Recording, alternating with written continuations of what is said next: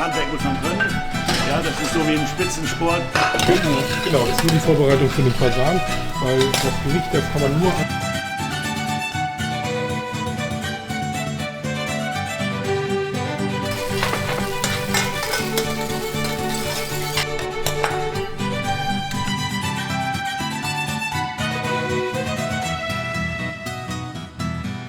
Entscheidend ist es ganz wichtig, dass Sie die Gäste begeistern.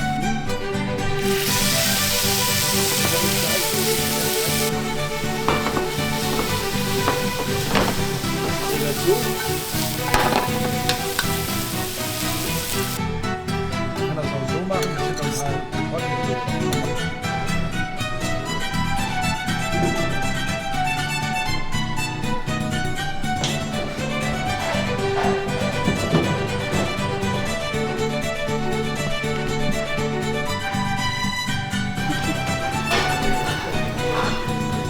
Ich brauche einmal die Soße, bitte.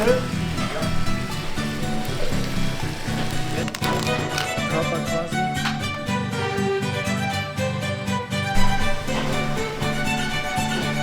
Kräuteröl. Ja.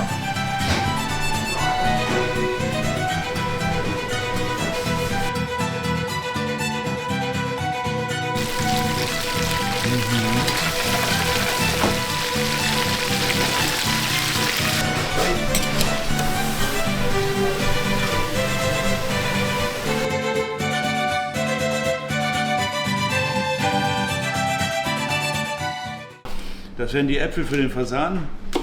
Wir nennen das Ganze Turnieren. Ja. Das heißt, die Apfelstücke werden in gleichmäßige Form geschnitten und so weiter. So ein bisschen Zitronensaft beträufeln. Und dann nimmt man ein schönes, klassisches Küchenmesser. Und dann geht das wie beim Billard. Eingangswinkel gleich Ausgangswinkel. Da wird das eben einfach so schön turniert. Die Reste kommen natürlich nicht weg, die kommen natürlich in die Jus, ja. So.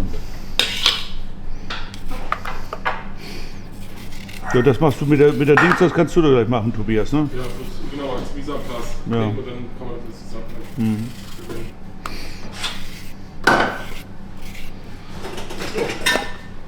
So, der Vorteil ist eben einfach beim Turnieren, ob man das mit Gemüse macht, mit Äpfeln macht oder mit einem anderen. Man hat eben einfach dann die gleichmäßige Form und dann ist es der Vorteil, man hat einen gleichmäßigen Gargang. Ja? Das heißt also, alle Stücke werden gleichmäßig gegart. Darum macht man das.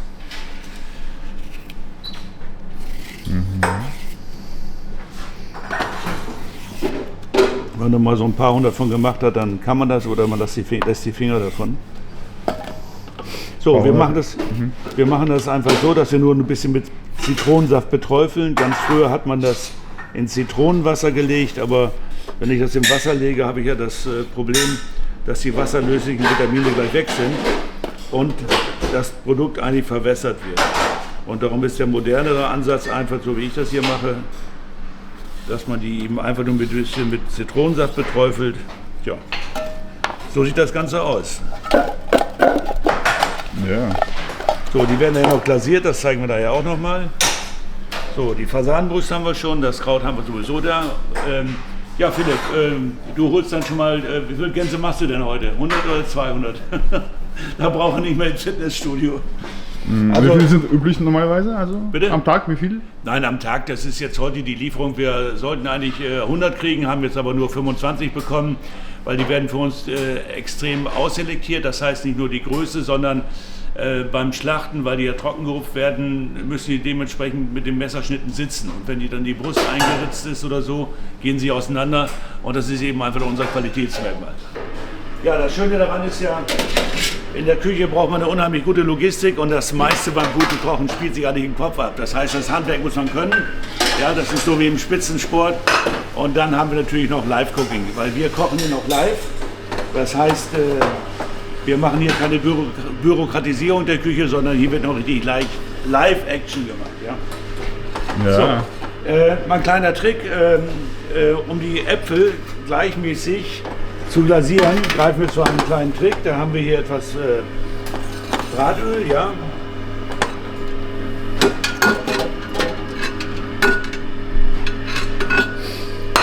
Und da geben wir Zucker dazu. Diese Äpfel, die wir zu den Fasanen machen, ist auch mal ein ganz guter Trick. Wenn man grobere Apfelspalten hat, kann man das auch als Dessert machen, mal so zwischen Tür und Angel. Einfach die Äpfel schön glasieren, dann sind die karamellisiert und dann ein tolles Vanilleeis oder Tonkabohneneis dazu. Einfach köstlich. So, man sieht es jetzt hier in der Pfanne. Wir haben jetzt hier schon der Zucker karamellisiert und dann können wir die Äpfel dazu geben.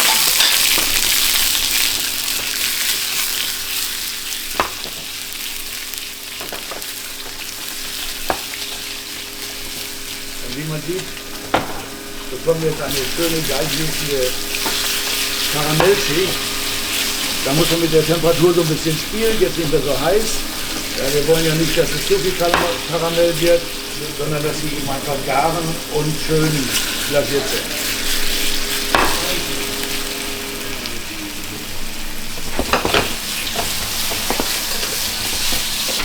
Dann tropft man das ab und jetzt kann man von dem Bereich anrichten.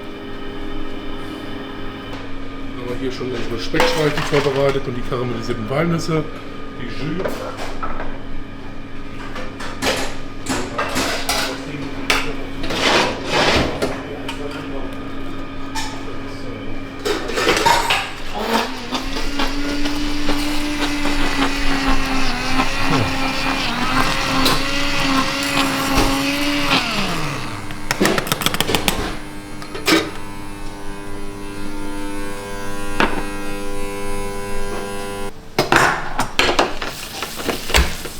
So, die Fasanen kommen aus dem Ofen. Feine Temperatur. Butter ist noch in der Pfanne.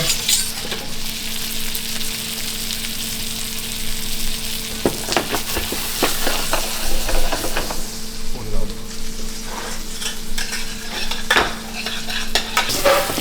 So, den machen wir, oder?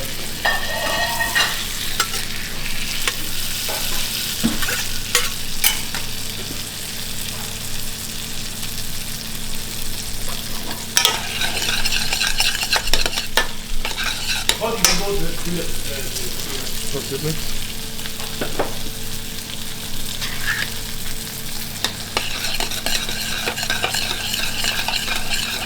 Das ist jetzt die Vorbereitung für den Fasan, oder? Genau, das ist nur die Vorbereitung für den Fasan, weil das Gericht, das kann man nur anrichten, halt, wenn alle Komponenten wirklich zu 100% stehen. Die letzte Komponente ist Fleisch und Apfel.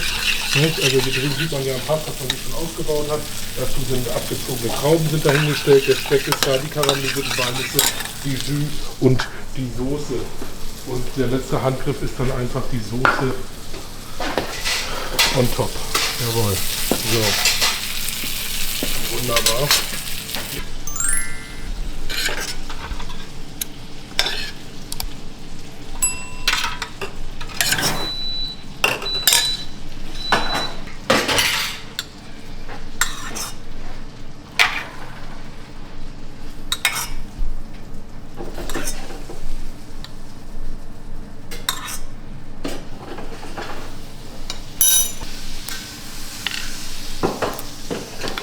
So, die karamellisierten Walnüsse sind drauf. Jetzt warten wir auf den Fasan.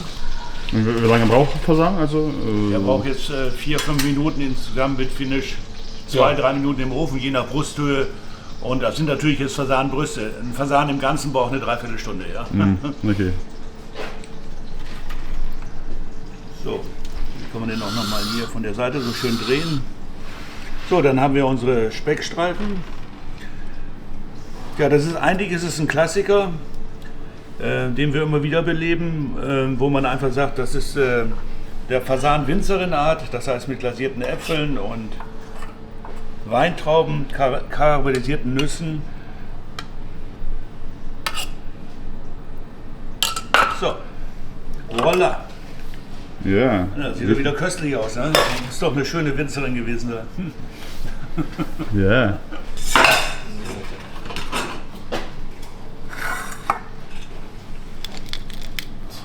Von dem Abläufen her. Einer der aufwendigsten? Aufwendigsten, ja. Man hat die Apfelspalten, die muss man à la minute karamellisieren. Fasan muss man drauf aufpassen, man hat das Weinkraut, dann die Weintrauben, die 2 Soßen hat man, die Garnitur, also es sind halt wirklich super, super viele Handgriffe, aber ist halt ein tolles Gericht. Also es kann nicht viel vorbereitet werden, man kann sich die Sachen zum Pass stellen und halt da die Mise en place am Pass machen, aber passiert ja auch alles erst kurz vorher.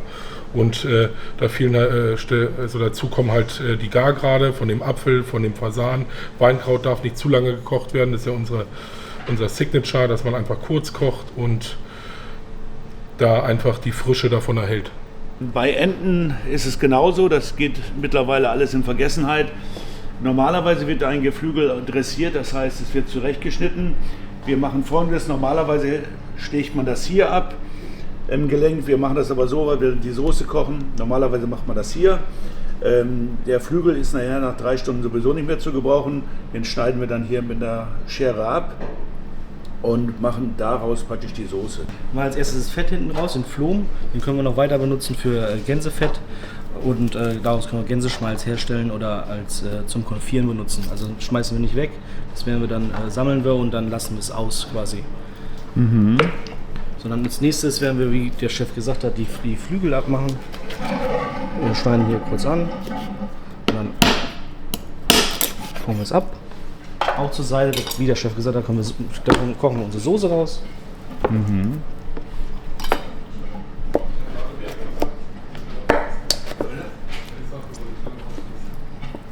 Entschuldigung, muss ich von der anderen Seite machen.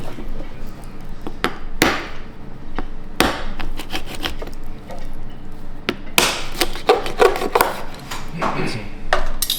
Als nächstes ist ganz wichtig, dass wir, die Keule ist ja jetzt relativ weit hinten, wir versuchen die jetzt nach vorne zu bringen, dass wir sie schützen.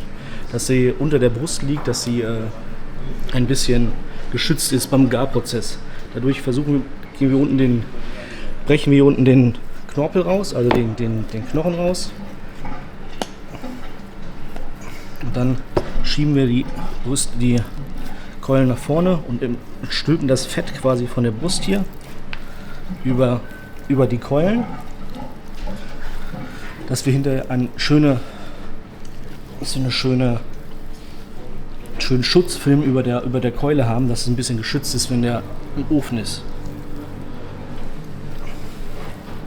Das heißt, wenn man das jetzt nicht bricht, dann kommt das nicht zusammen so? Oder? Ja, genau. Also, wenn es nicht bricht, dann kriegst du es nicht so weit nach vorne hier. Und wenn man hier jetzt, ist ja relativ noch kalt, sag ich mal. Wenn wir hier jetzt schieben würden, sieht man, dass es hier nicht so leicht nach vorne geht. Deswegen müssen wir so ein bisschen massieren, sage ich einfach mal in Anführungsstrichen. Und wenn man jetzt den Unterschied zwischen vorne und hinten sieht, der ganz jetzt und der hier, dann sieht man schon, dass die Keulen weiter vorne sind und das Ganze ein bisschen schöner aussieht. Hinten ist es wie weiter zusammen, dass es auch geschützt wird, dass der Hohlraum hier quasi, der Korpus geschützt wird, sieht man jetzt alles. Und als nächstes werden wir sie auch noch dressieren, das heißt, dass sie auch in der Form bleibt. Faden, wir haben ja auch doppelt genommen, dass wir auch mit der Kraft gleich stechen sie ein. Durch die Hengst, dann gehen wir durch die Rippen durch und auf der anderen Seite wieder raus. Und dann auf der anderen Seite wieder das gleiche. Und durch den Flügel, durch den abgeschnittenen Flügel durch. Dann nehmen wir den Hals hier quasi, überlappen wir, nehmen das hier so ein bisschen fest, dass es vorne geschützt ist. Und gehen hier auf der anderen Seite wieder raus. Jetzt werden wir wieder die Keulen nach vorne schieben, dass wir jetzt wieder unsere gewünschte Ausgangsposition haben. Und zur Seite. Ziehen das alles ordentlich fest.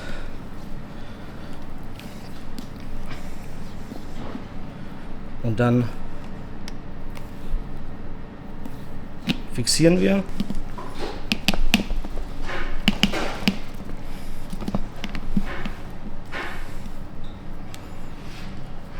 Machen wir einen doppelten Knoten rein.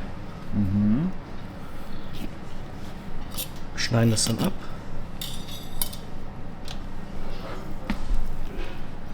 So, jetzt haben wir hier eine geschützte Gans gebunden, dass sie zum Brat fertig ist quasi, sagen wir. Dass die Keulen sind geschützt, sie ist in Form gebracht und die Keulen gehen dann auch nicht mehr auseinander. Wenn man jetzt den Unterschied zwischen vorher und nachher sieht, das ist ja schon ein bisschen... Das ist noch Handwerkskunst, traditionelle Handwerkskunst. Das macht heute kaum noch jemand, weil die Leute das nicht können, beziehungsweise keine Lust dazu haben. Aber der Vorteil ist ja auch beim Trangieren. Ne? Das ist nicht nur eine Form, man macht einen Schnitt, einen zweiten Schnitt und dann löst man die Brust aus und das ist ganz, ganz einfach. Das Landhaus Scherrer hat ja schon eine jahrzehntelange Tradition. Nächstes Jahr im Februar, am 2. Februar, gehen wir ins 49. Jahr. Und ich denke, die Entwicklung ist so weit fortgeschritten, dass man sagen kann, der Gründer Armin Scherrer und seine Frau Emmy Scherrer haben eine sehr gute Idee gehabt damals und wollten eben einfach eine andere Küche in Hamburg etablieren und sind ganz klein angefangen. Und das war dann praktisch aus einem Ausflugslokal ist dann nachher ein Restaurant, Gourmet-Restaurant und Bistro geworden. Mittlerweile haben wir mehrere Geschäftszweige, das heißt, wir haben auch noch einen Online-Shop und wir haben noch eine Veranstaltung außer Haus, im Haus, also es hat sich unheimlich weiterentwickelt. Ja, die sind dann praktisch angefangen am 2. Februar 1976, 75 haben sie gekauft im November und zur Eröffnung gab es die erste Küchenparty hier. Da mussten die Gäste noch 25 D-Mark mitbringen, weil kein Geld mehr da war. Ja. Ja, und da gab es damals schon eine Küchenparty und das ist eigentlich sehr interessant. Ja, dann gab es dann eben einfach relativ schnell den ersten Stern. Dann ist leider Herr Scherrer mit 44 Jahren verstorben. Das war leider auch um diese Jahreszeit, wo das Geschäft richtig boomt. Er hat einen Schlaganfall bekommen, war außer Gefecht gesetzt, war auf dem Weg zur Besserung und hat dann noch eine Lungenembolie bekommen. Und das hat er leider nicht überstanden. Ja, dann hat Frau Scherrer mit meiner Person das eben einfach weitergeführt. Und ja. Welches Jahr war das? Das war 1981, 82. Das heißt, ich bin 1980 hier angefangen, ist mittlerweile im nächsten Jahr auch bald 45 Jahre. Das heißt, mit 1982 haben Sie den Laden übernommen? Nein, mit Frau Scherrer. Also Frau Scherrer hat ja weitergemacht, okay. Und ich bin hier dann praktisch als Küchenchef gewesen, bin dann nachher als Juniorpartner eingestiegen und das Ganze hat sich dann eben einfach weiterentwickelt und seit 10 Jahren mache ich das praktisch mit meinem Team hier alleine. Frau Scherrer ist ausgeschieden und ja, es läuft eben einfach im Positiven weiter. Und ist die innovative Küche von Anfang an so? Ja, wir waren, ich sag mal so, wir waren eine mit der ersten, die damals war die Welle Nouvelle Cuisine, aber wir haben immer den Weg gefunden zwischen regionaler Küche und den Hype, den es damals aus Frankreich gab, zu sagen, okay, die Regionalität steht bei uns im Vordergrund. Und da ist auch unsere, ja, wie soll man sagen, unsere Leitlinie ist eben einfach traditionelle Handwerkskunst und norddeutsche Hochküche. Das ist eben einfach durchgängig bei uns. Natürlich verarbeiten wir in Saisonzeiten auch mal Trüffel oder andere Produkte, aber wir sind doch sehr, sehr regional und beziehen unsere Produkte so weit wie möglich aus unserer Umgebung. Und das schon seit Jahrzehnten. Also das ist für uns nichts Neues. Und man muss ganz ehrlich sagen, wir werden ja nachher nochmal die Vierländer Ente machen. Die Vierländer Ente, da musste man, als der Hype war, die Nouvelle Cuisine, da kam die Barbarie-Ente, da kamen die französischen Geflügel und als man dann noch die traditionelle Ente machte, zum Beispiel wie die Vierländer-Ente, kross gebraten, dann rümpften so nach dem Motto die Leute die Nase. Mittlerweile ist das ein Artikel geworden, der beständig ist, auch nicht nur bei uns in der Küche, sondern allgemein, nicht nur in Norddeutschland, weil die Leute einfach auf das Bodenständige zurückkommen. Das heißt, eine Ente, kross gebraten, ist einfach halt einmalig. Samia 1 Stern, 2 Sterne. Nein, 1 Stern. 1 Stern. Wir waren das erste Haus in den 90er Jahren, die mal 5 oder 6 Jahre 2 Sterne hatten. Und wie gesagt, wir haben, ich sag mal, Sterne haben wir, glaube ich, seit über 45 Jahren haben wir 1 Stern. Wir sind eines der wenigen Häuser, die so konstant sind. Und wie bekommt man einen Stern? Muss man sich da irgendwie anmelden? Nein, das kann man nicht beeinflussen. Alle Beurteilungen, Gourmillot, Michelin, Feinschmecker, Warterführer, da kann man sich nicht bewerben. Das beurteilen Leute, Chefredakteure, das beurteilen Tester. Entscheidend ist es ganz wichtig, dass sie die Gäste begeistern. Wenn das andere dazukommt, ist es immer eine sehr schöne Sache vom Image her. Aber wichtig sind die Kunden, die jeden Tag hier kommen und uns eigentlich im Grunde die Möglichkeit geben, für sie zu kochen. Wir leben nicht von den Testern, wir leben nicht von den Gourmetführern. Mittlerweile hat sich das ja auch geändert über Internet, Instagram, Facebook und viele andere Kanäle. Hat sich diese ganze Bewertungsgeschichte auch wieder verändert, indem man sagt, Mensch, man darf diese Dinge auch nicht außer Acht lassen. Social Media ist im Grunde genommen für manche Restaurants eigentlich viel wirkungsvoller als manche Auszeichnung in einem Führer.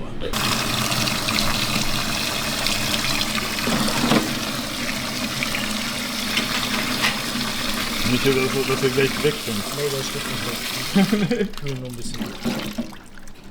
Können wir gleich besser auslösen. So, machen wir erst einen Zander, ja? Gut. Ja.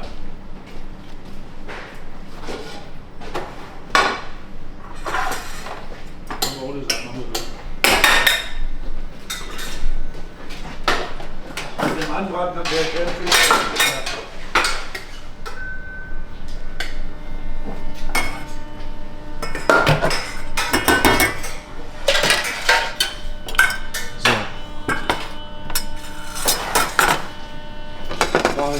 wir braten jetzt den Zander an, hier in der Pfanne, wir braten ihn in der Pfanne an. Früher haben wir den Mehl meliert und wir überbrücken das jetzt quasi ganz. Wir erhitzen die Pfanne jetzt einmal. Wir erhitzen die Pfanne, einmal, dass sie quasi glatt wird. Ja? Wir überhitzen sie, dass eine kleine Schutzschicht entsteht, dass wir quasi den Zander gleich braten können, ohne dass er anklebt. Das ist wichtig, dass wir gehen aber mit Fett einmal durch, dass der Rauchpunkt jetzt kommt. Dann kippen wir das Fett einmal wieder weg und mal ein bisschen neues Fett rein. Dann würzen wir den Zander von beiden Seiten mit Salz, Pfeffer.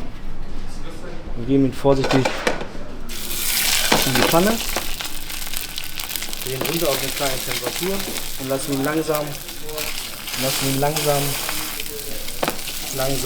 anbraten.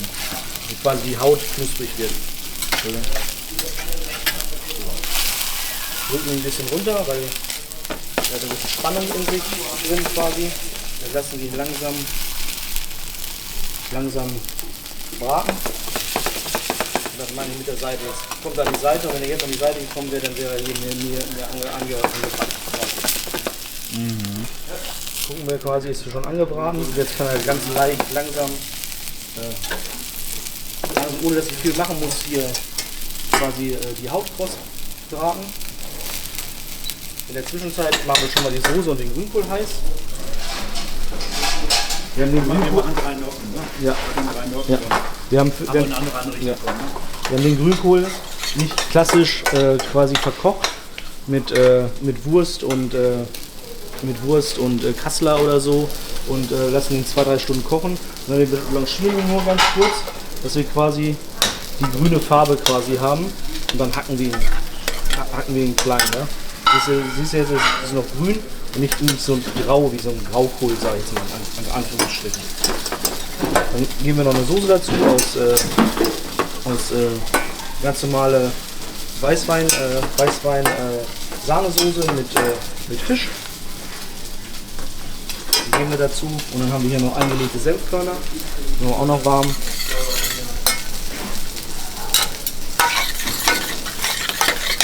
Alles heiß.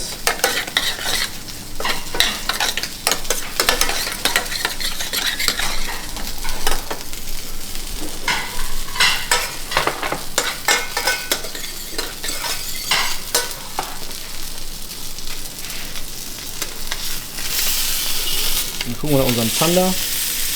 Hier ist es leicht braun, die Haut ist knusprig. Müssen wir noch ein bisschen warten, dann haben wir es gleich.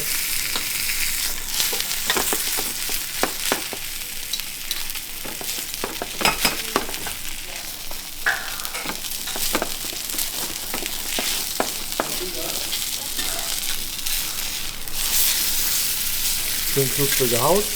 Oben sind auch eingeschnitten, damit es nicht oben einreißt. Dann gehen wir hier oben unter den Salamander. Das ist nur Oberhitze und garen hier zu Ende quasi. Also nicht von beiden Seiten braten, sondern... Ja, der brät ja jetzt von einer Seite noch. Die Pfanne ist ja noch heiß unten. Der brät ja trotzdem noch von der anderen Seite quasi. Aber ich will ja nicht so viel haben, dass er komplett ist. Deswegen zieht er jetzt schön gar. Hier oben ein bisschen Oberhitze und der oben bleibt. Von oben, die Oberhitze von oben ist, dass es noch was bleibt. Jetzt habe ich gedacht, dann haben wir eine andere Anrichtung vor, ne? So. So, jetzt machen wir nur mit einem kleinen Löffel jetzt zum Schluss. Oder? Ich glaube, die Chips setzt sich so auf. Ne? Ja.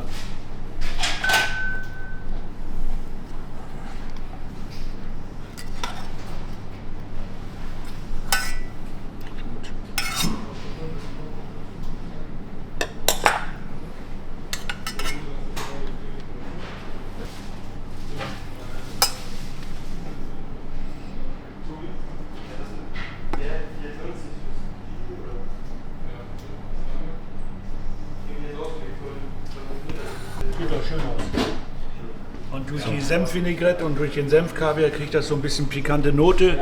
Und Senf passt ja zum Grünkohl sehr gut. Grünkohl ist ja ein typisch norddeutsches Gericht. Grünkohl kriegt man nicht in Italien. Und mittlerweile seit ein paar Jahren weiß man auch, dass Grünkohl Superfood ist. Ja? Tja, und das Superfood kommt bei uns schon seit Jahrzehnten auf den Teller.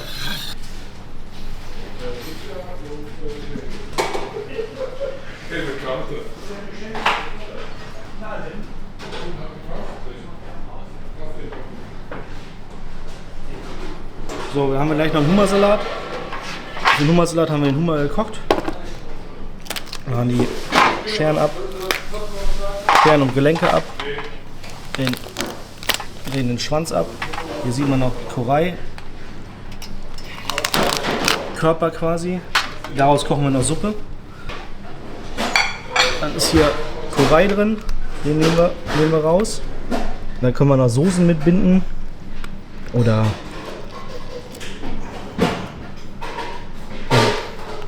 wir trocknen den quasi ein bisschen als Deko, geht auch. Ja, aus den Sachen kochen wir noch Suppe.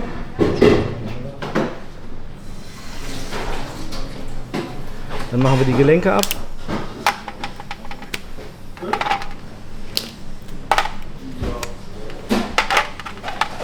Scheren ab.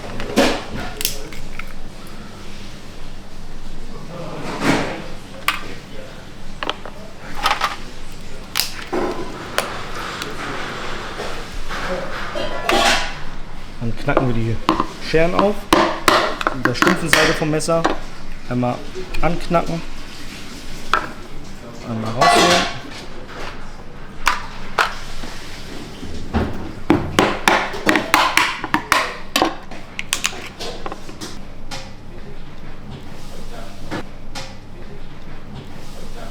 Roh ist er, wenn er rot ist, ist er gekocht, sonst ist er blau oder grau.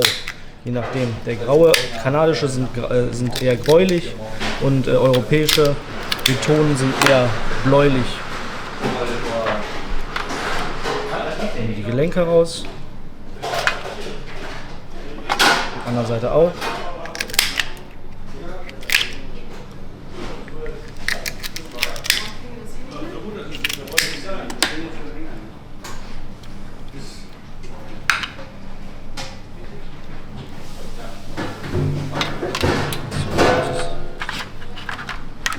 So, dann haben wir noch den Schwanz. Wir halbieren den gleich, weil wir den sowieso halbiert brauchen. Man kann den natürlich auch im Ganzen auslösen, aber wir halbieren ihn gleich, weil wir ihn sowieso halbiert brauchen. Dann nehmen wir ihn aus der Schale raus, machen den Korei raus und den Darm. Wichtig ist der Darm noch raus.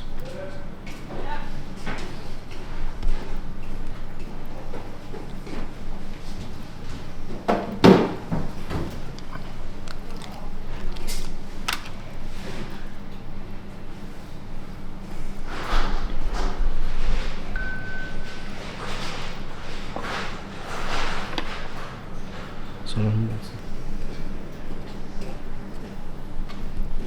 So, dann haben wir Scheren, Hummer und Gelenke. Dann haben wir quasi Ausbeute. Ganz Hummer verarbeiten, das ist als Hummerfleisch, den Korei, wie gesagt, zum Suppen oder Soßen färben und binden oder als Deko, und hier raus aus den Karkassen kochen wir noch Soße. So, die Mango schälen wir. Wir brauchen dafür den Hummersalat Mangospalten und gebratene Pilze.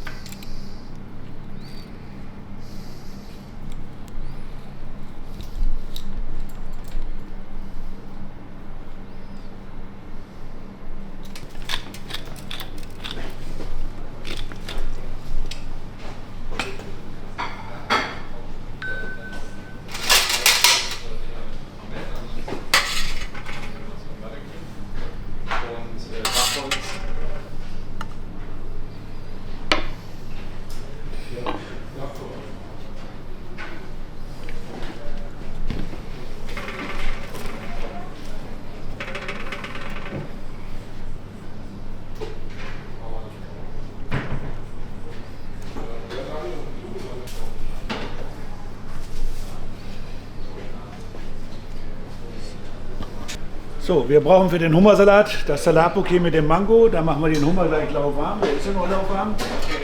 Dann brauchen wir etwas Bratfett für die Pilze.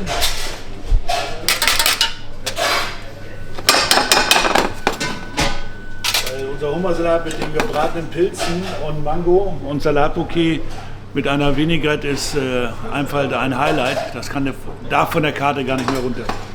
Ja, wir haben jetzt hier rosa Champignons, das heißt Egerlinge. Wir haben Kräuterseitlinge in Scheiben geschnitten, Herbsttrompeten und Raupenpilze. Ein bisschen Butter, ein bisschen Öl in der Pfanne erhitzen.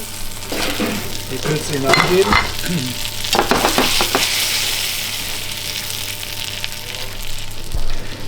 Mit Salz und Pfeffer würzen.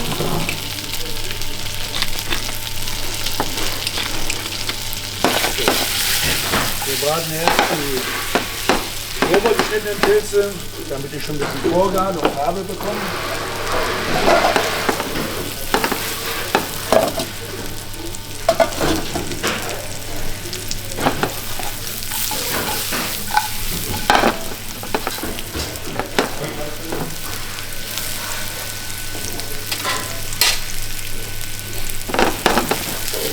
So, bei den Pilzen muss man aufpassen beim Braten, dass man die Temperatur nicht zu hoch und nicht zu niedrig macht, weil Pilze haben wir über 90% Flüssigkeit, das ist Wasser. Und man muss die Mischung finden zwischen gar werden und bräunen. So, zum Schluss geben wir dann die Herbsttrompeten dazu und die Raupenpilze.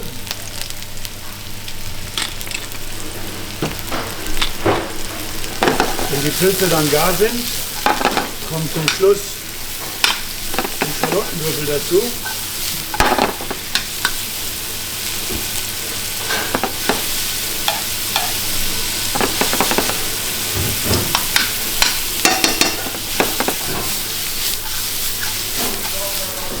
Schalottenwürfel gar werden lassen und als Finish ein bisschen Schlitzohr dazu geben.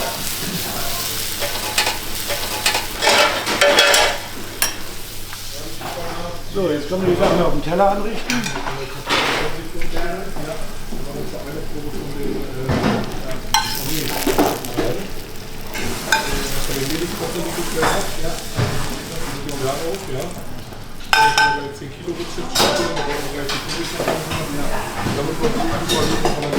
Dann geben wir den portionierten Hummer dazu, der noch mit einer Landhaus-Vinaigrette mariniert wird.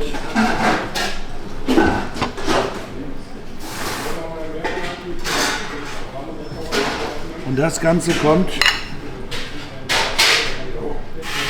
auf die Pilze.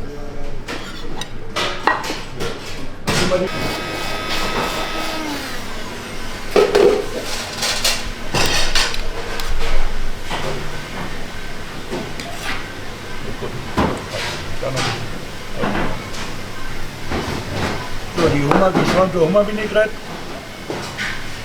grünes Kräuteröl. Ja, guten Appetit.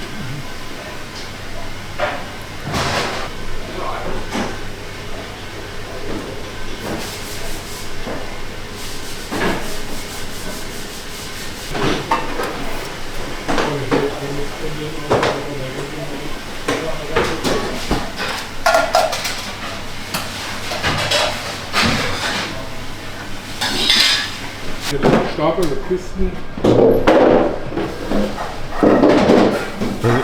Mir wird jetzt beigebracht, wie man jetzt eine Gans. Genau, das steht und ständig. Lernen die Jungs hier dazu und bilden sich natürlich auch weiter und haben ja auch alle Lust dazu. Und genau, dann zeigen wir halt, wie man eine Gans vernünftig dressiert oder wie man es richtig macht, wie wir es machen.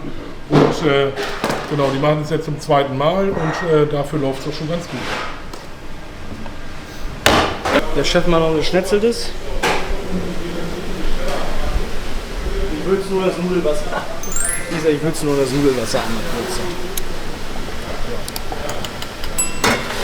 Ja, gleich Nudeln, die machen wir frisch. Wir frieren die dann ein, dass wir die quasi dann immer frisch vorrätig haben. Mhm. Also selbstgemachte Nudeln. Selbstgemachte Nudeln, ja.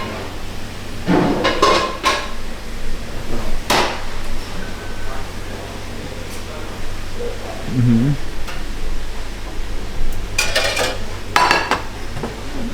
So, wir machen jetzt ein Rindergeschnetzeltes. Und dazu brauchen wir natürlich unser Fleisch. Rinderfilet. Wir brauchen dann noch mal wieder Pilze, Kräuterseitlinge, Herbsttrompeten.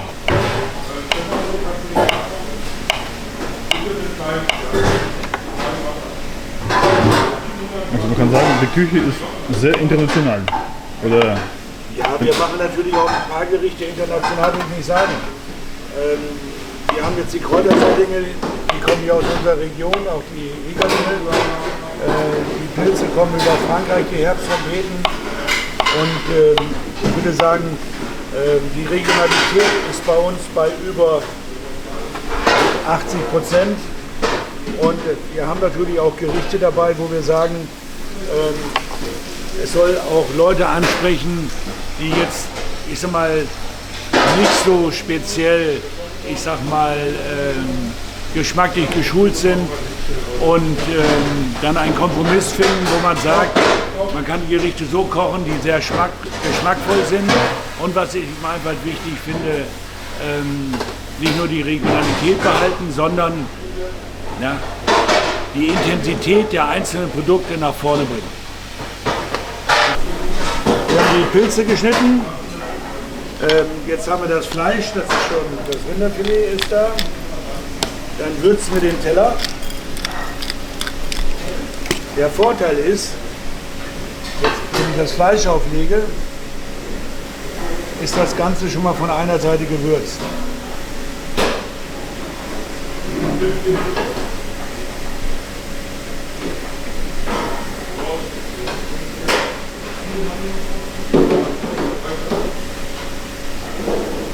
So, jetzt würze ich nochmal von der anderen Seite. Und wenn unsere Pfanne gleich heiß ist, werden wir das Fleisch von beiden Seiten kurz anbraten.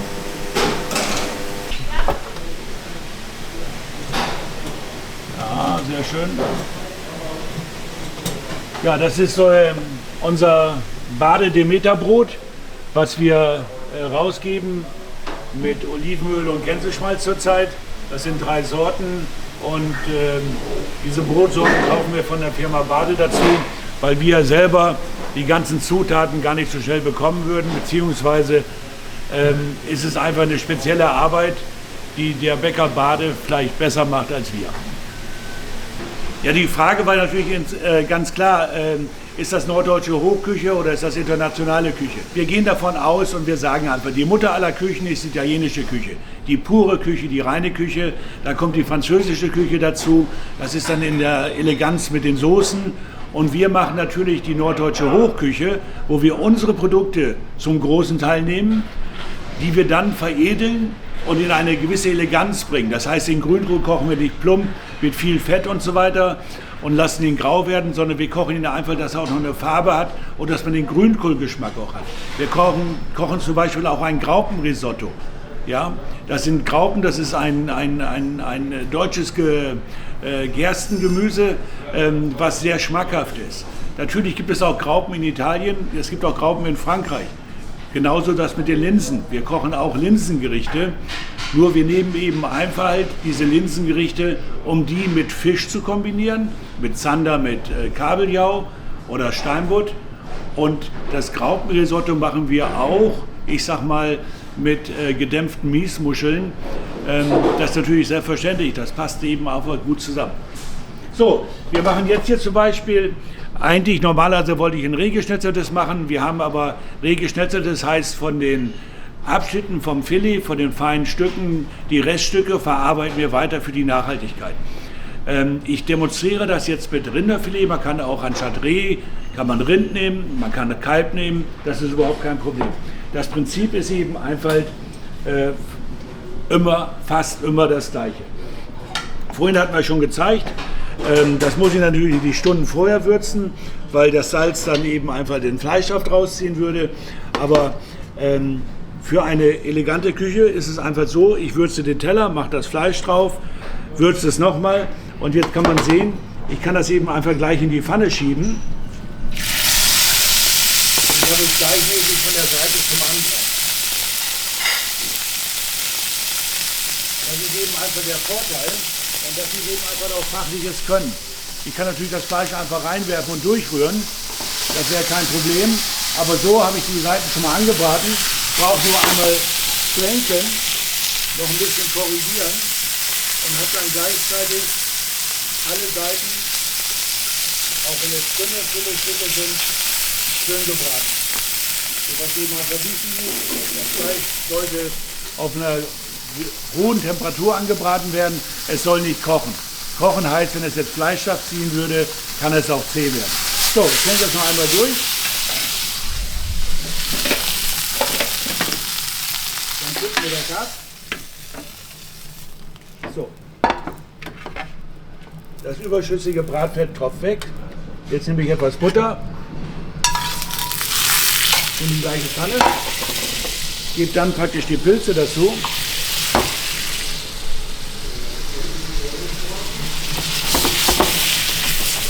Auch gleich ein bisschen mit Salz und Pfeffer würzen.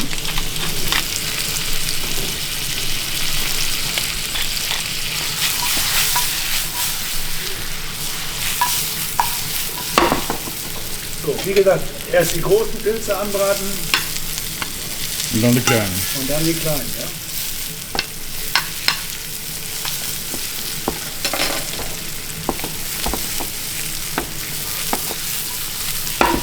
So, das dauert 1-2 Minuten.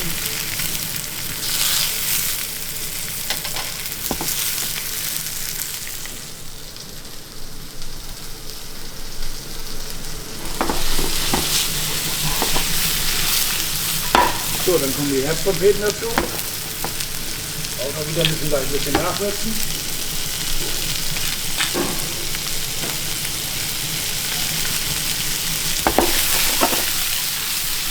Salzen immer am Ende? Oder? Ja, wir salzen das jetzt so nach und nach, weil ich habe in dem Moment, wenn ich das dazugebe, muss ich ein bisschen nachsalzen. Und wenn ich das immer gleich mache, muss ich am Ende nicht so stark abschmecken. Und der Vorteil ist, das Salz verbindet sich, das heißt, die Flüssigkeit, die austritt, verbindet sich mit dem Salz, wo das Ganze karamellisiert, dann kriegt ihr einen dementsprechenden Geschmack. So, wenn die Pilze angebraten sind, geben wir die Schalottenwürfel dazu. Eine Sekunde. Upsala. Gut, dass hier die Schalottenwürfel sind.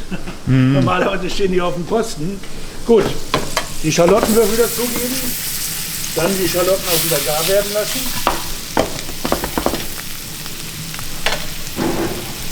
So.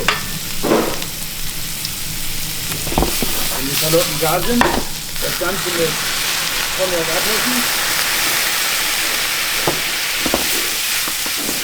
Ganz wichtig ist, dass man den Alkohol verdunsten lässt. Ja, das ist ganz wichtig, damit das nicht aufgesplittet wird. So, den Alkohol verdunsten lassen. Dann haben wir eine Grundsoße, eine Pfefferrahmsoße, die können wir auffüllen.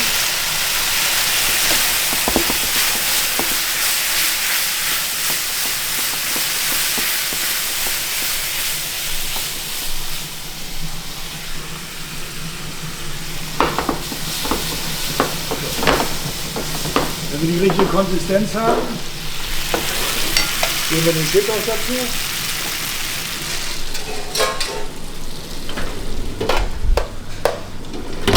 Etwas geschlagene Sahne. Dann machen wir das Fleisch dazu. Und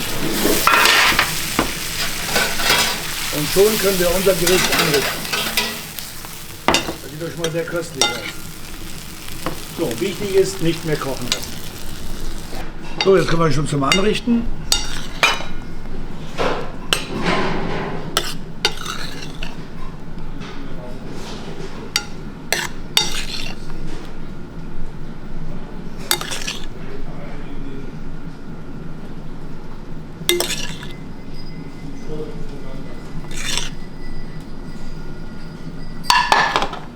So, dazu reichen wir normalerweise Kartoffelstampf.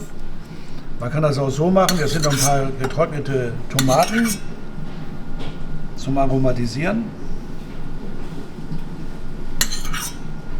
Wie gesagt, man kann Kartoffelstampf dazu machen oder wenn man möchte, vielleicht feine Spaghettini oder einen kleinen Graupenrisotto abhaar geben.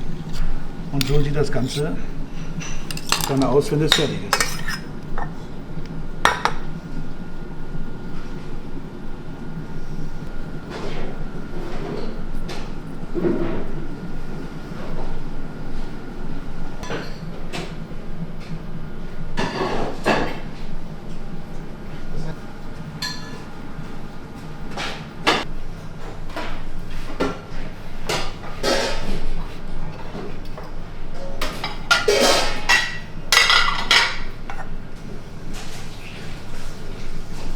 Genau, wir blanchieren den Blumenkohl vor. Den gibt es ja aller Creme, damit wir im Geschäft es ein bisschen leichter haben, ein bisschen schneller arbeiten können. Deswegen blanchieren wir den jetzt in reichlich gesalzenem Wasser bissfest vor, dass wir schön, damit wir es während der Servicezeit ein bisschen leichter haben. Genau. Also wird ein bisschen vorgekocht? Genau, der wird jetzt vorgekocht, weil würde man alle Produkte, alle Einzelprodukte im Service à la Minute machen, dann würde der Gast einfach zu lange auf sein Essen warten.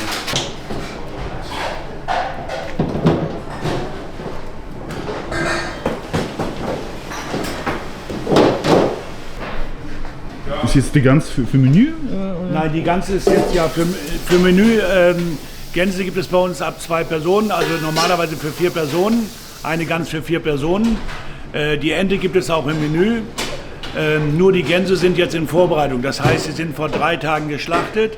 Die werden jetzt von uns vorbereitet, dressiert, müssen noch 10 Tage im Kühlraum sein, damit sie ein bisschen abhängen. Und dann werden sie verarbeitet. Also wir müssen immer vorausdenken und auch mit dem Warendurchsatz. Das ist wie beim Lamm, beim Rind. Es ist gut, wenn Gänse, wenn sie frisch geschlachtet sind und jetzt in den Ofen, dann sind sie zwar gut, aber sie sind zarter, wenn sie einfach wenig abhängen. Jetzt unseren Steinbutt klassisch vor. Das heißt, der Steinbutt an der Grete gekocht. Dann nehmen wir jetzt mal ein schönes Mittelstück.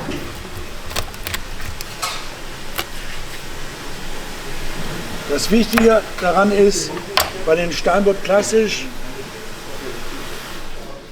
brauchen wir Flüssigkeit, Salz und das Wasser, wo der jetzt aufgekocht wird, muss leicht versalzen sein. So, Steinbutt, der Fisch ist sehr fett und der wird kalt aufgesetzt, weil dadurch, ich sag mal, die Struktur vom Fisch erhalten bleibt und das Salz auch so ein bisschen hineinziehen kann. Wenn ich jetzt einen Schellfisch hätte, den würde ich eben einfach halt, wenn ich einen Schellfischkotelett machen würde, würde ich den in einem heißen Fond mit einer gespickten Zwiebel machen. Aber der Steinbutt ist sehr kräftig, ist auch sehr fetthaltig, den stellen wir kalt auf. Und der nächste Arbeitsschritt folgt dann sogleich. Wir lassen ihn aufkochen, da wird eine Stoppuhr gestellt, dann testen wir. Dann testen wir, ob er eine Kerntemperatur von 49, 50 Grad hat. Und wenn das passiert, kommt er in das Steinbuttgefäß und wird am Tisch filetiert. Die Gemüsestreifen, wie wir das zubereiten, zeige ich Ihnen gleich noch. So, wir lassen den Steinbutt aufkochen und lassen ihn dann bei kleiner Temperatur ziehen. Ulle, Timer oder hey Siri, Timer 8 Minuten. Ja, so einfach ist das. Ja.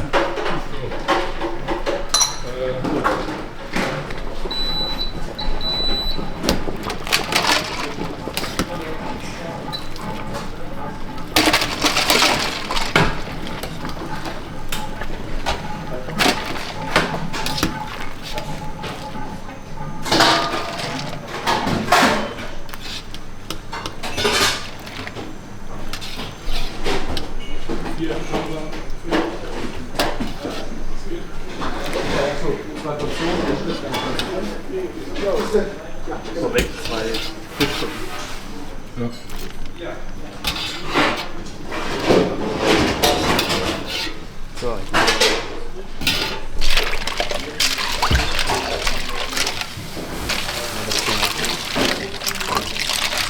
Nur von denen, was ich jetzt nur. Ja, genau. Der ist, wenn man jetzt reinfällt, dann merkt man, dass da unglaublich viel Hitze steht. Deswegen müssen wir den so ein bisschen verschieben. Geben jetzt noch mal ein bisschen Eiswasser dazu, damit der halt einfach schnell kalt wird. Könnte man den nicht einfach so abkühlen lassen? Nee, dann wird er grau werden. Also das Problem bei grünem Gemüse ist, wenn man das langsam abkühlen lässt, dann wird es einfach grau mit der Zeit. Und dann ist halt allein der optische Aspekt nicht mehr der. So, jetzt haben wir hier schön kalt. Lassen wir das noch ein bisschen drin stehen. Und dann wichtig ist auch, das Abkühlwasser muss gut gesalzen sein. Weil sonst schmeckt, also es laugt einfach das Gemüse aus und dann schmeckt der auch nicht mehr gut. Egal wie gut man den vorher gesalzen gekocht hat.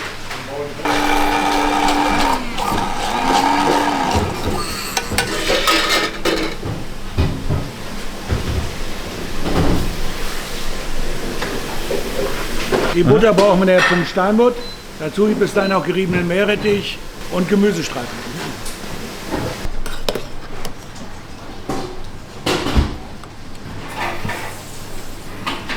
Das dauert noch ein bisschen.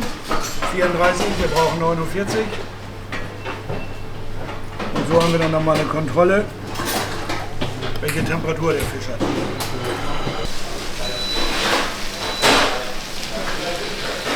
Was ist das? Sellerie. Wir machen unser Selleriepüree selbst und jetzt haben wir den Sellerie erstmal gekocht. Dann lassen wir den gleich kurz darin ausdämpfen und dann mixen wir den auf mit ein bisschen Sahne, Salz, Pfeffer, Muskat. Genau, und dann ergibt das, wenn wir Glück haben, Selleriepüree.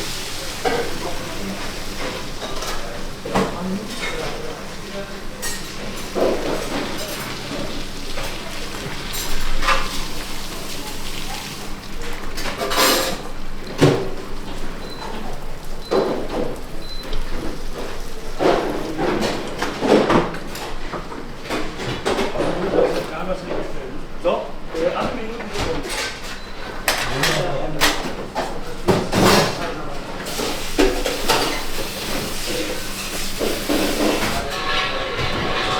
Das ist ja richtiges Automatik hier.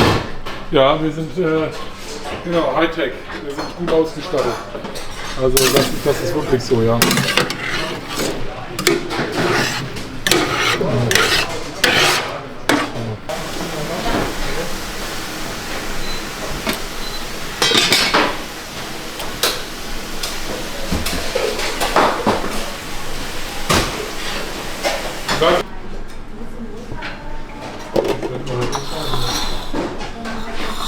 Wir haben jetzt einmal hier unsere Version des Lapskauses. Da haben wir die gepökelte Rinderbrust, die rote Beete haben wir in Form von einem Schaum und einem Gel.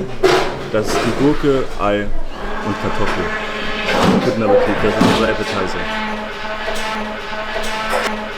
Ein kurzes Kommentar zu Handschuhen. Ja, also grundsätzlich, wenn wir draußen arbeiten, ziehen wir Handschuhe an. Wir haben auch ein paar Leute, die allergisch gegen was sind, gegen Hummer oder gegen Fisch. Die können sich gerne Handschuhe anziehen, das ist kein Problem. Wir waschen uns regelmäßig, nicht nur einmal am Tag die Hände. Und wenn man einen sauberen Arbeitsplatz hat, sauberes Handwerkszeug, saubere Hände, kann man auch so arbeiten, weil wir haben einen sehr ästhetischen Beruf und man sieht es ja auch an den Leuten hier, die laufen alle sehr gepflegt rum.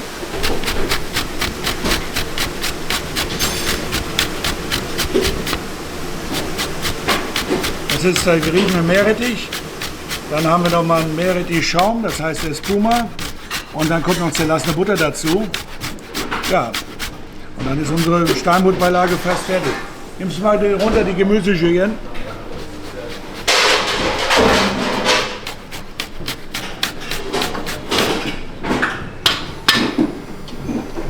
Ja. Besser aus, ne?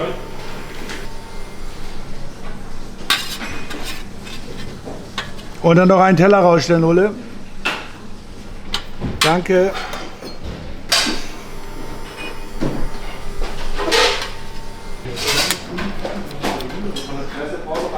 Und das ist Meerrettich-Schaum.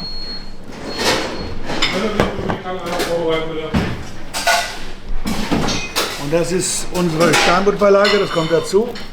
Meerrettich, zerlassene Butter, Meerrettichschaum und Gemüsestreifen. Das ist die zerlassene Butter.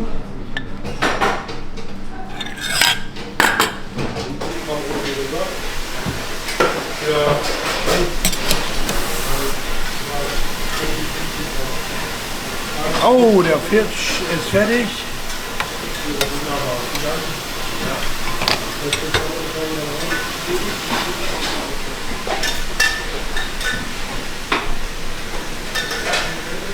Jetzt kommen noch die Gemüsestreifen dazu.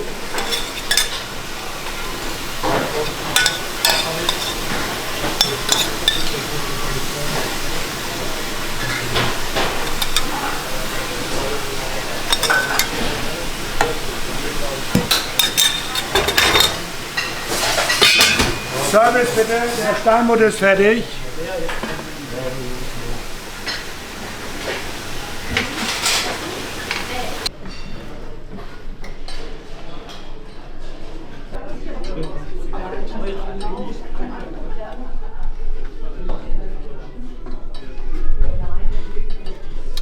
Genau.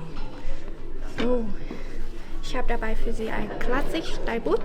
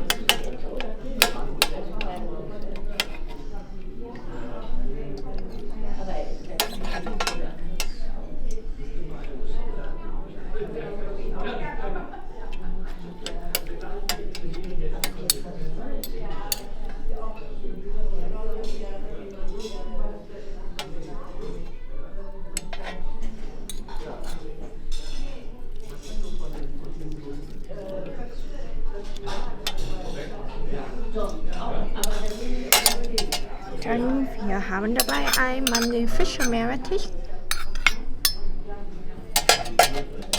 Sahne und Meerrettich und ich werde einmal Celeste Butter aufgießen. Genau. Dann einmal eine fertig. Ja, ich nehme eine kleine, aber nicht die Lakritzsoße. Kann die überhaupt Wacholder Nee, vielleicht, genau. Ohne Lakritzsoße. mit Wacholder. Und für mich die Erdbeersoße. Gut, sehr, sehr gut. Wie kurz zeigen wir das aus? Wir haben ja noch den Keller gar nicht gesehen. Tatsächlich wird dort über Jahre etwas gesammelt. Also ich würde sagen, kommt mit, ab in die heiligen Hallen des Weinkellers. Ja, komm.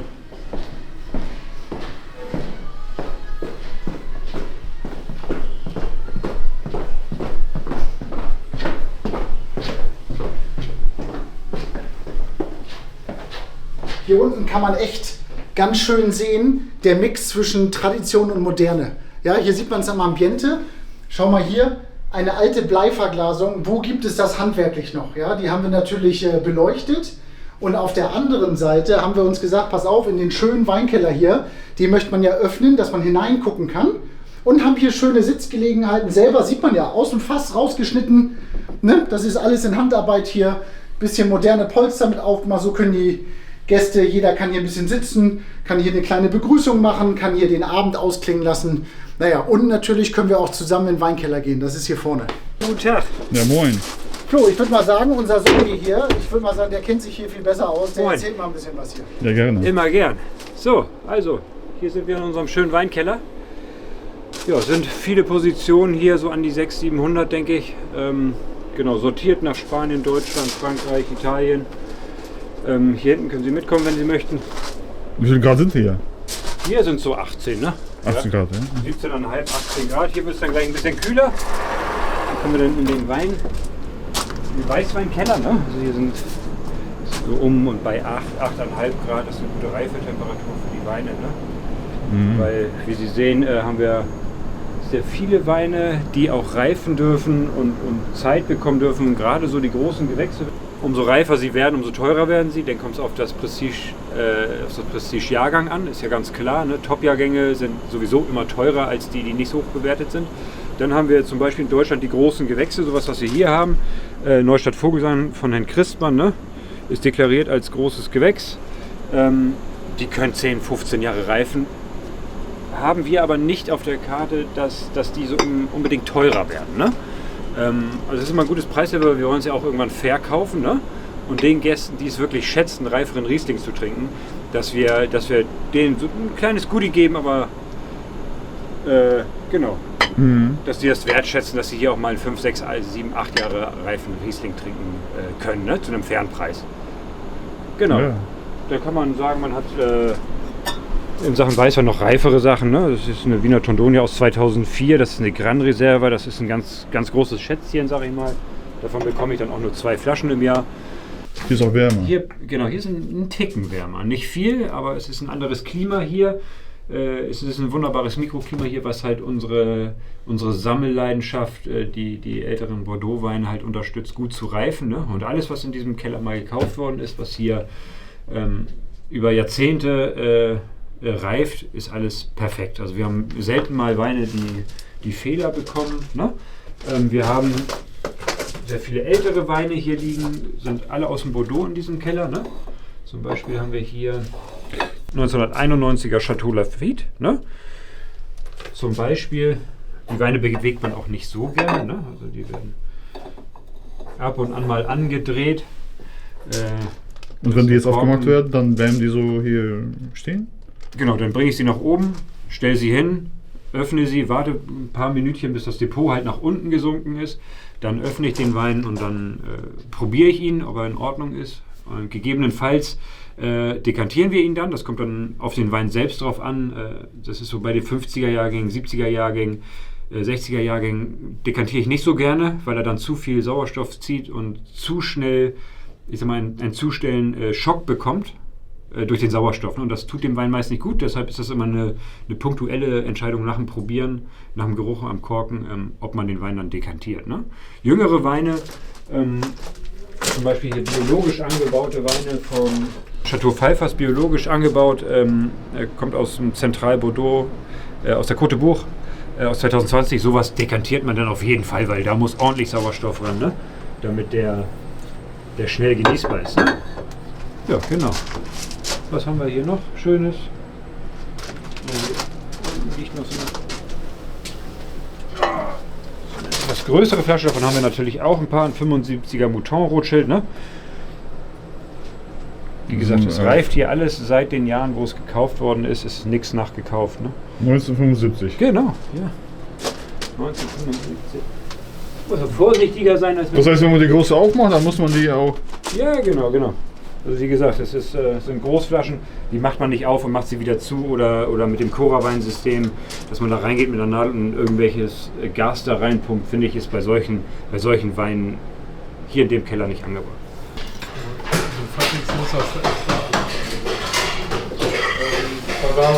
Natürlich war ja raus, ne? Umweltduscher, nicht? Ja. Ich habe 1, 2, 3, ja? Ja. Ja. Eine halbe Stunde zusammen machen.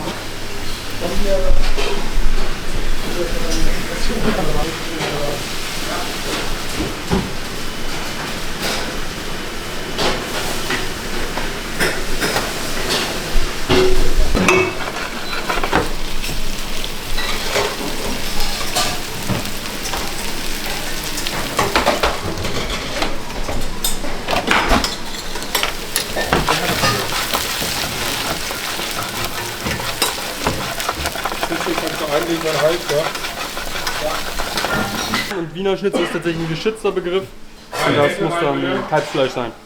Okay. Aber es ist wichtig, dass das Fett schön heiß ist, ne, wenn das Und viel. genau Ich sehe, ja. muss in reichlich Fett gebacken werden, damit das schön aufgeht.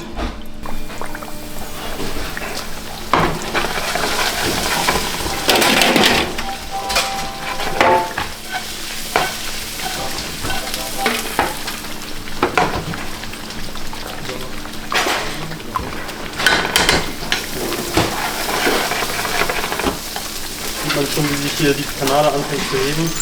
Das nennt man Sublieren.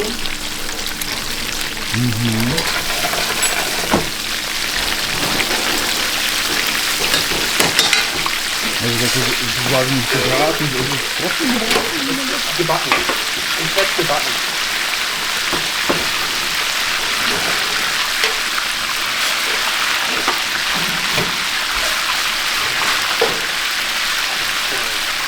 Wenn das schön aufgeht, wenden wir das noch einmal.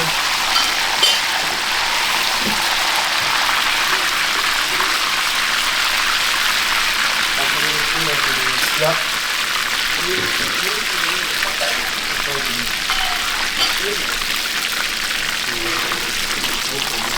Schöne Farbe hat. Fertig. Dann noch von beiden Seiten einmal abgetropft. Einmal ein bisschen nachgesalzen. Und schon ist es fertig. Schnitzel war normal, ne? Keine Schnitzel. Nein? Nein, ja.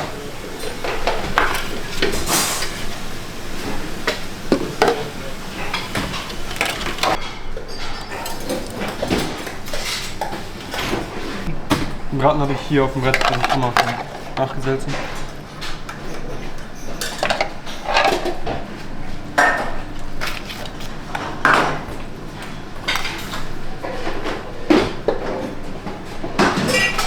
Haben Sie eine Sauciere für mich, Herr Wiener?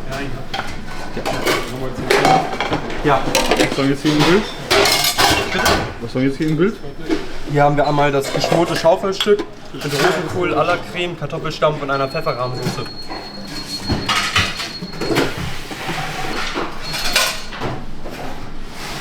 So, ich nehme Schnitzel. Und Zander, ja?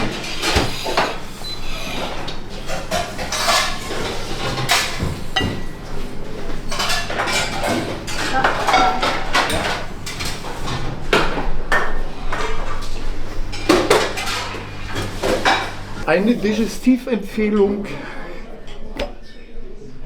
haben wir von unserem Bio-Weingut Helde aus Baden. Auch nicht alltäglich, was man bekommt, einen Schlehenbrand. Weingut Helde, biozertifiziert, seit etlichen Jahren bei uns im Hause vertreten, auch mit sehr schönen Weinen, einem Spätburgunder und auch eine alkoholfreie Variante, die er macht aus verschiedenen Früchten. Und seine Brände sind auch sehr beliebt hier bei uns im Haus.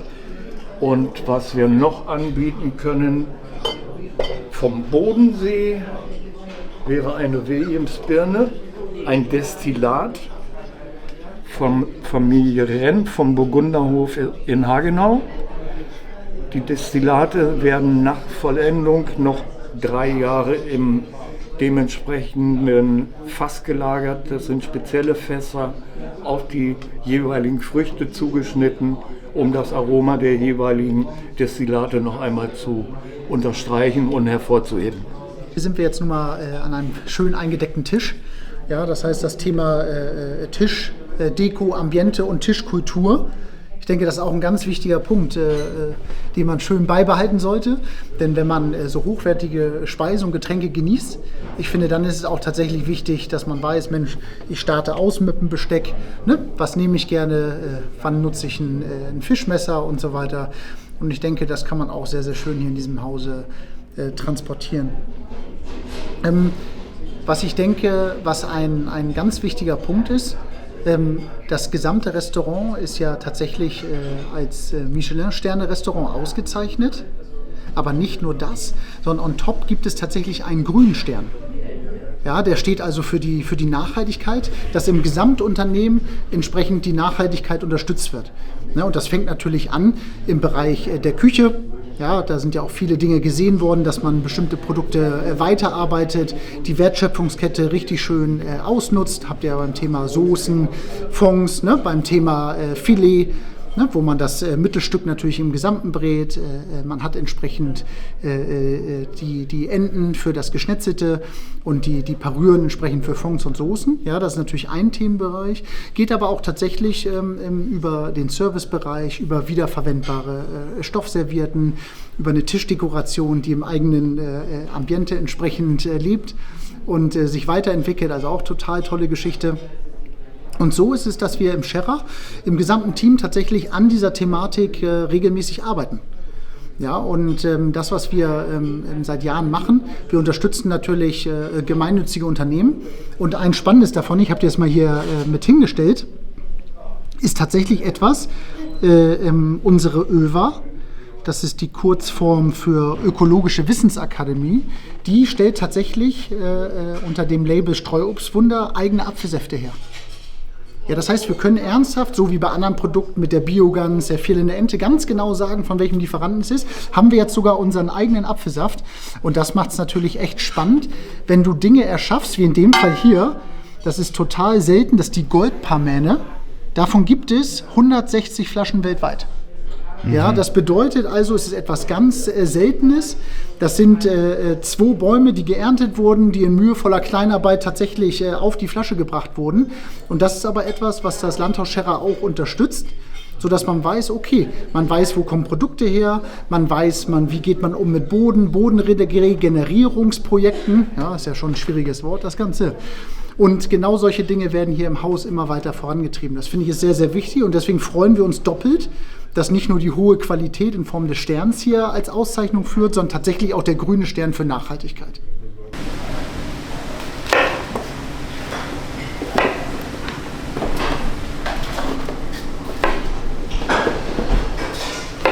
Das ist jetzt Vorbereitung für was? Für Bratäpfel. Hä? Bratäpfel? Ja. Als Dessert? Nee, Beilage zur Gans.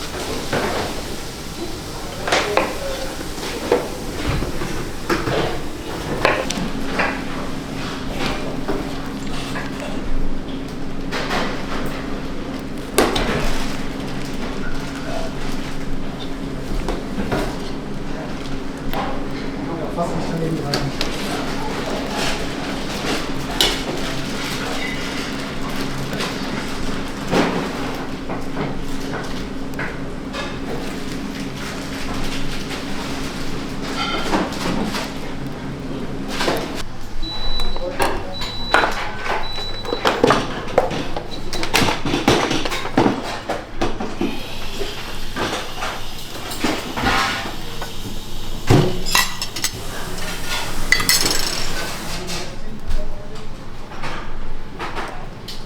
Ja.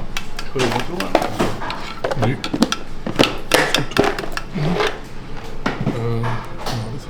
Pfeffer, meine Frau. Was steht zuerst? So, was macht denn unser Ente, Philipp? Ja, anscheinend fertig, oder? Ja, die ist fertig.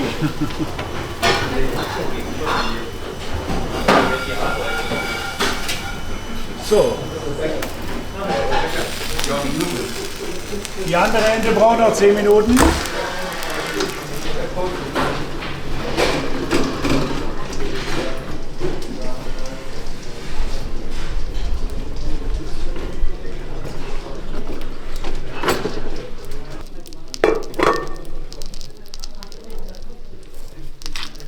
So, die krosse Filet der Ente.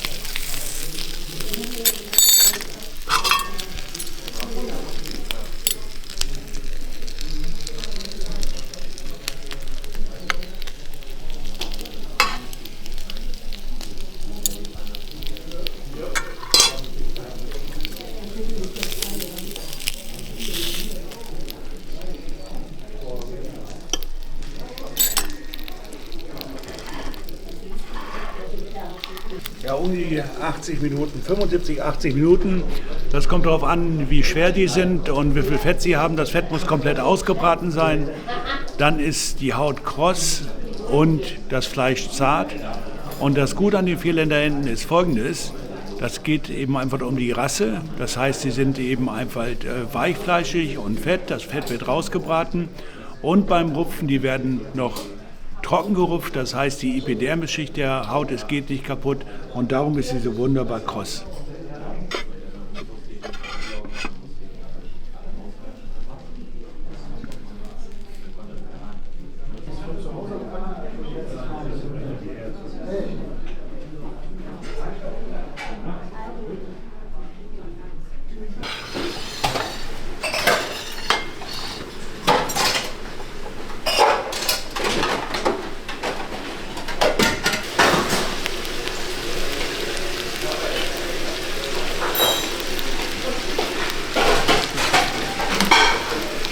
Antischieben ist das.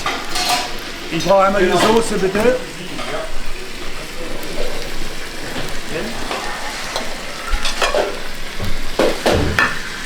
Die Soße.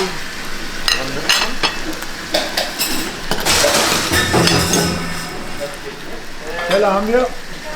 Nimmst du so mit, ne? Nimmst du so mit. Nimmt sie so mit, super.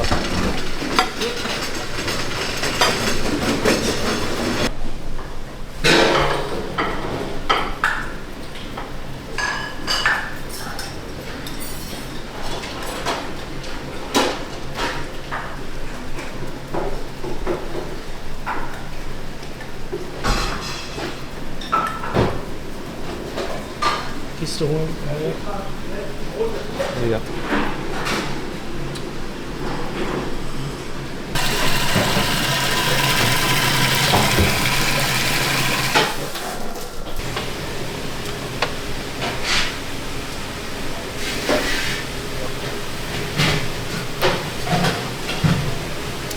Wie lange brauchen die jetzt hier? Also ca. 8 Minuten, 8, 9 Minuten.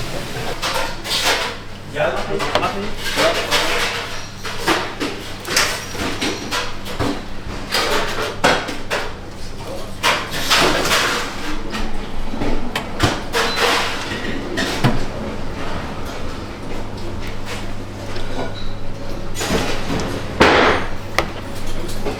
So, das ist unsere Gans für 4 Personen. Das ist auch ein Stück größer als der, oder? Ja, die Gänse sind immer größer. Die sind mindestens 4-mal so groß. Und ja, das sind richtige Prachtstücke.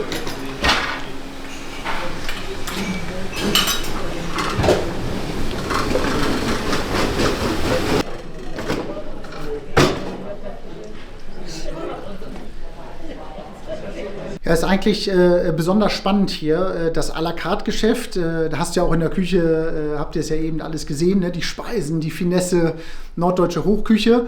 Und ehrlicherweise 99,8 oder 9% können wir tatsächlich auch für zu Hause machen, als Catering. Ja, das heißt, lädt man als Firma in die Firma selber ein, Büroeröffnung oder hat man ein tolles Haus, sei es Alster, Elbe, sonst wo man einfach mal Freunde, Bekannte einladen mag oder möchte, dann können wir tatsächlich den Großteil der Gerichte auch für dort als Catering anbieten. Das machen gar nicht viele und das Landhaus Scherrer selber, das gibt es ehrlicherweise seit dem ersten Jahr gibt es das. Das heißt, der Gründer damals, Armin Scherrer, hat damit angefangen und wurde entsprechend immer weitergeführt, die Tradition über die letzten 4 Jahrzehnte. Und ich finde es eigentlich besonders schön, dass man dort nicht 2 verschiedene Abteilungen hat, die das machen, auch küchenseitig, sondern tatsächlich dann, wenn wir ein großes Catering haben, dann rückt das Team entsprechend außer Haus aufs Catering. Und ich denke, das macht einen schönen Vorteil, wenn man weiß, die Qualität, die hier im Hause generiert wird, können wir entsprechend auch außer Haus für alle anbieten.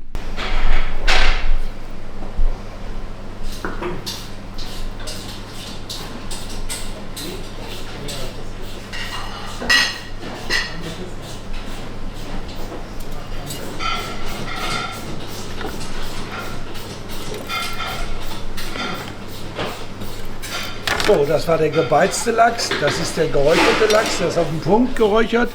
Das ist für unsere Lachsvariation außer Haus. Ein bisschen nachwürzen. So, dann sieht man aber die Verpackung, wird dann nochmal zugeschweißt. Dann haben wir als Beilage dazu rosa Ingwer. Was haben wir jetzt eine Online-Bestellung? Das ist für die Online-Bestellung, ja.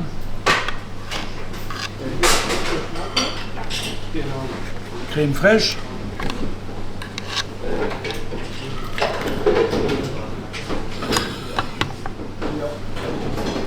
Apfelgel. Apfel-Wasabi-Gel.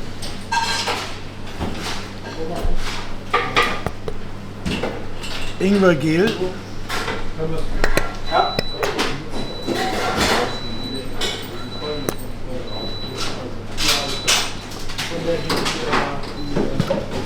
Und Lachskaviar.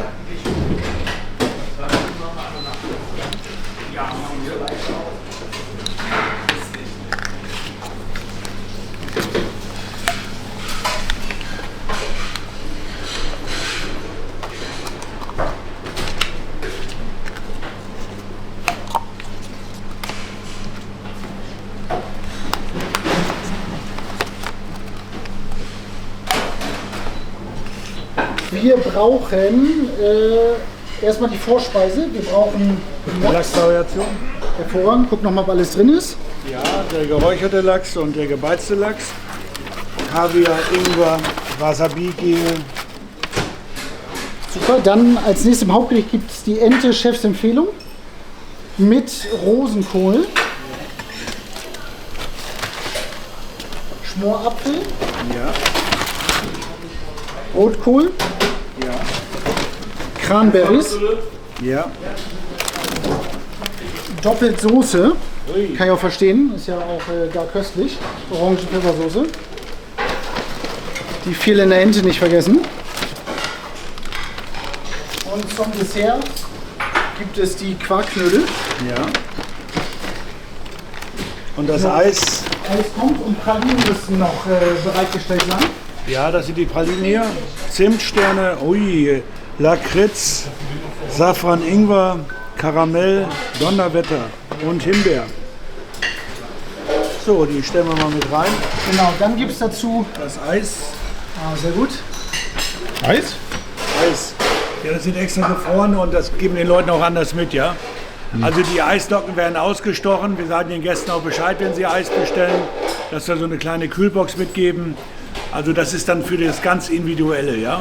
Sonst geben wir auch eine Mascarpone-Creme dazu oder ein schönes Schokoladenmus. Getränke, schöner Rotwein und den Streuobst von der Apfelsaft Goldkamele. Den geben wir immer extra dazu. Den ne? machen wir extra. Einmal bitte, haben wir extra neu gemacht heute. Kleine Geschichte hier, ich weiß nicht, ob du es schon gesehen hast, kann man abscannen jetzt hier für Silvester. Das geben wir den Leuten mal hin, mit Dank für die Bestellung auch. Das geht mit dazu. Genau, und natürlich die Zubereitungstipps. Die Bedienungsanleitung, ja. Ah, für die Ente. Ja, ich dachte schon, weil die ist ja... Die brauchen nur noch in den Ja, Ofen schieben. genau. Also die Ente, wenn man das mit dieser Bedienungsanleitung macht, braucht man die nur noch in den Ofen schieben. Die Beilagen so erwärmen, wie es hier steht. Und die Ente kommt so raus, wie sie es vorhin auf dem Film gesehen hat. Ja, wunderbar. Guten Appetit. So, Kunde ist übrigens da, also ich bringe es raus, ja? Es gibt heute Abend den Spätburgunder von Christmann. Brauchen wir dann Ja. auch Burgundergläser, ne? Gleich?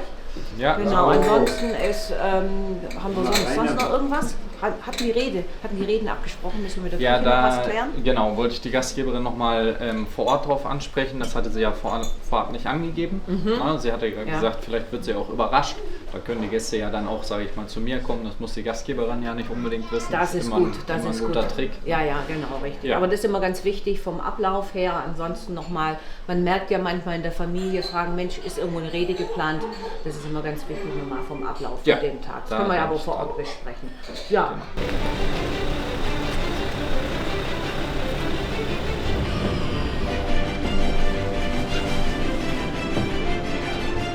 Genau. So.